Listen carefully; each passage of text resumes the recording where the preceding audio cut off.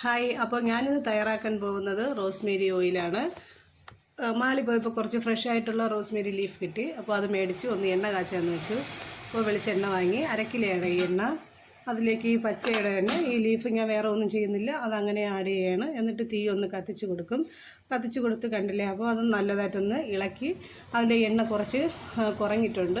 പച്ച ലീഫായതിൻ്റെ തന്നെ എണ്ണ വലിച്ചെടുത്തിട്ടുണ്ട്. അപ്പോൾ അതും നല്ലതായിട്ട് കളറെല്ലാം മാറി എണ്ണയുടെ ഒരു പരുവം ഇതാണ് ലാസ്റ്റ് ഫൈനൽ റിസൾട്ട്.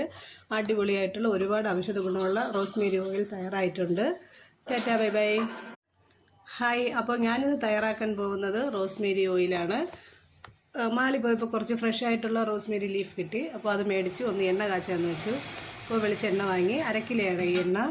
അതിലേക്ക് ഈ പച്ചയുടെ എണ്ണ, ഈ ലീഫ് ഞാൻ വേറെ ഒന്നും ചെയ്യുന്നില്ല, അതങ്ങനെ ആഡ് ചെയ്യാണ്. എന്നിട്ട് തീ ഒന്ന് കത്തിച്ച് കൊടുക്കും. കത്തിച്ച് കൊടുത്ത് കണ്ടില്ലേ, അപ്പോൾ അത് നല്ലതായിട്ടൊന്ന് ഇളക്കി.